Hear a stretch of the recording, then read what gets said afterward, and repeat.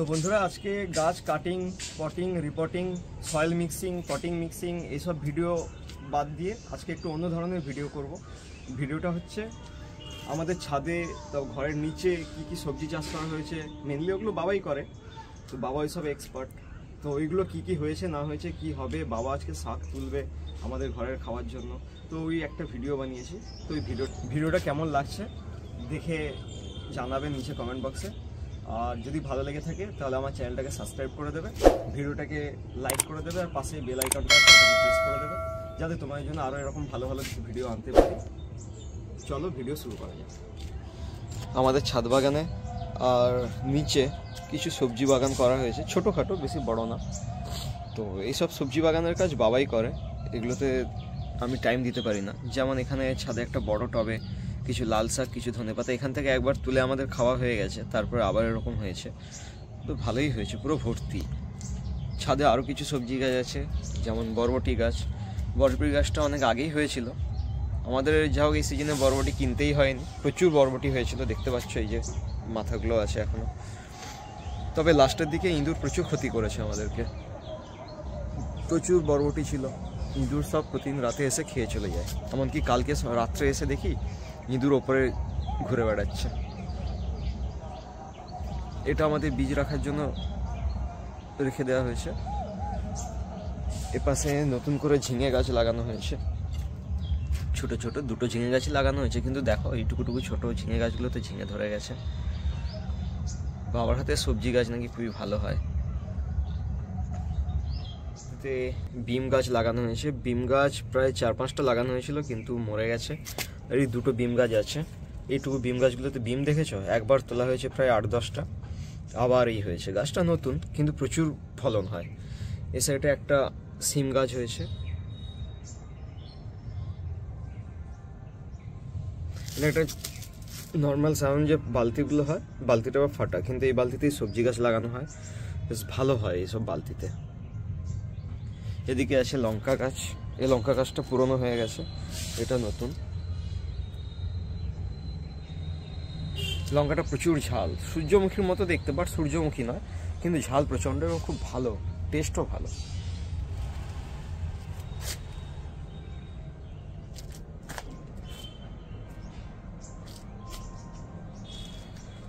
ওই যে ছাদ থেকে নিচে দেখা যাচ্ছে কিছু সবজি লাগানো হয়েছে। ছাদ নিচে অনেক ফলের গাছ আছে, জামরুল গাছ, আম গাছ, সপেদা, লিচু, কিন্তু মাঝখানে এই ছোট্ট একটা জায়গাতে সবজি গাছ লাগানো হয়েছে। আমি জুম করে দেখাচ্ছি, একটু পরে তোমাদেরকে আমি নিচে নিয়ে যাবো।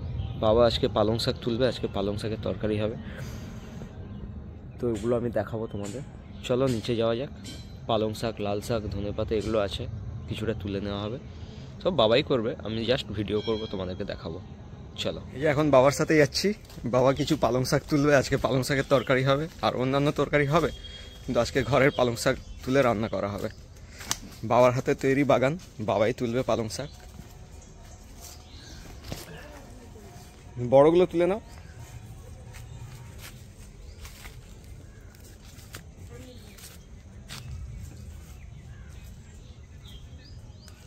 এই যে এদিকে লাল শাক আছে, লাল শাক আমাদের দুবার তুলে খাওয়া হয়ে গেছে, আর ওই ছোট ছোট হয়েছে, আবার এদিকে লাগানো হয়েছে।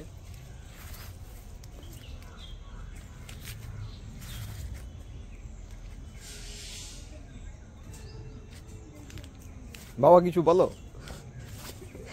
কিভাবে চাষ করেছো, কি করেছো? এমনি ঘাস ছিল প্রচুর, ঘাসটাকে কেটে দিয়ে তেড়ে নিতে হয়েছে। আর মাটিতে কি কি মিশিয়েছো? ওই যে গোবর সার ছিল, আর এখানে পোকার উপদ্রব প্রচুর, যার পরে একটু থাইমেট ছড়িয়ে দিতে হয়েছিল, যাতে পোকাগুলো না হয় মাটিতে, পোকা নষ্ট না করে।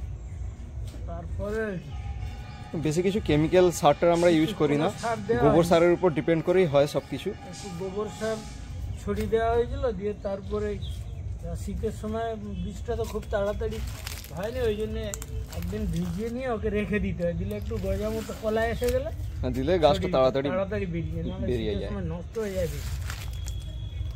তারপরে হচ্ছে খাওয়া হচ্ছে, কদিন লাল শাকটাও হয়েছে, খাওয়া হয়েছে, এখন পালং শাক কিছুদিন খাওয়া হচ্ছে, আবার এটাকে শেষ করে দিয়ে আবার এখানে ফেলবো।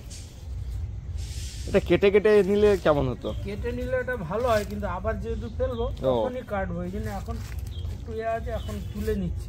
এখনো সময় আছে, ঠান্ডা আছে, এই জন্য তুলে নিচ্ছি। এরপরে যেটা ফেলবো সেটাকে আবার কেটে কেটে খেলে মূলটাও মোটা হয়। হ্যাঁ, দ্বিতীয়বার খাওয়া যায় ভালো। মূলটা মোটা হলে ওটার আবার টেস্ট ভালো হয়। হ্যাঁ, এই নিচে আরো গাছ আছে, বলেছিলাম যে লিচু গাছ, পেয়ারা গাছ, লেবু গাছ, আর অনেক রকম জবার গাছ আছে, ট্রপিক্যাল জবা, আমেরিকান জবা। এই যে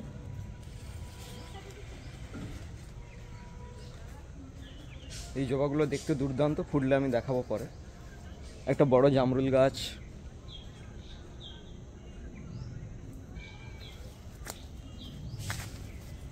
এটা হচ্ছে অল টাইম ম্যাঙ্গো, সারা বছরই মোটামুটি হয়ে থাকে আমাদের, আমের অভাব হয় না।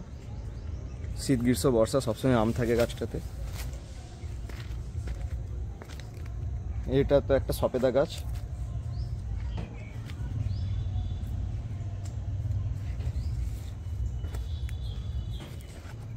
কতগুলো তুলবে আজকে? লাল শাক তুলবে না তো? না, আজকে লাল শাক কালকে।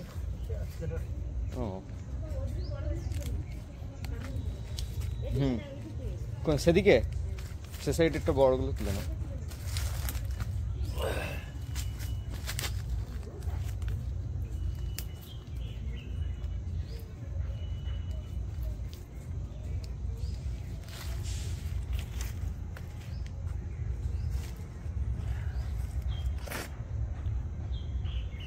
নিচে বেশি ফাঁকা জায়গা নেই তো, এইটুকু জায়গা আছে, সেই জন্য বাবা এইটুকু জায়গার মধ্যেই এরকম বাগান করেছে। ভালোই হয়েছে, বাবার হাতে সবজি নাকি খুবই ভালো হয় দেখেছিলাম, তো সত্যিই ভালো হয়েছে।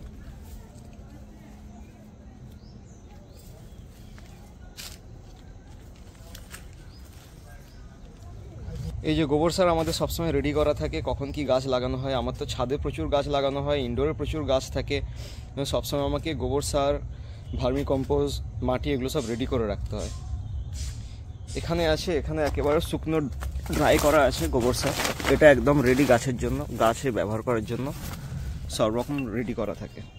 এগুলো বাবাই করে, বাবা এগুলোর পেছনে ভালোই টাইম দেয়, আর ব্যবহার করি আমি।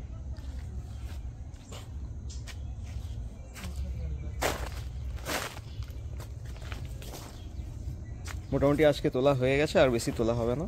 এবারে এগুলোকে ধুয়ে নেওয়া হবে।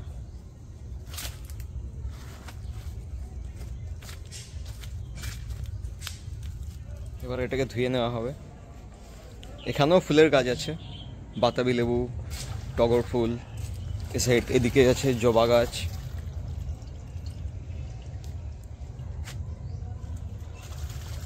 অ্যাগ্লোনিমা একটা মাটিতে লাগিয়ে রেখেছি, এখান থেকে আমি প্রোপাগেট করব, দিয়ে ইনডোরে নিয়ে যাব। তাই এই বাবা এখন ধুইছে, ভালো করে পরিষ্কার করে ধুয়ে নেওয়া হবে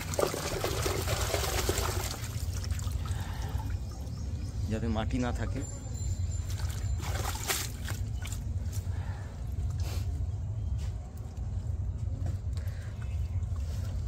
বাজারের পালং শাকের থেকে এই পালং শাকের টেস্ট অনেক বেশি হবে, তার কারণ হচ্ছে এতে কোনো কেমিক্যাল নেই, কোনো সার নেই, পুরোটাই গোবর সার আর মাটির উপরে তৈরি করা হয়েছে।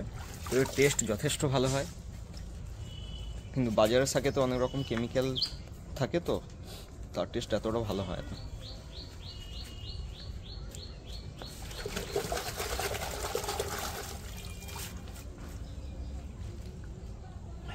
এখন একটু ভালো করে ধুয়ে নেওয়া হচ্ছে, আবার কাটার সময় তখন কেটে আবার ধুয়ে নেওয়া হবে, দিলে আর কিছু বালি টালি কিছু থাকবে না।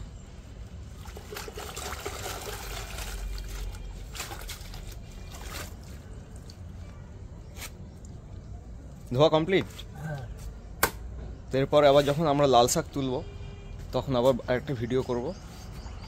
আজকে ভিডিও এইটুকুই। এরপর বাকি রান্নার কাজ হচ্ছে মায়ের।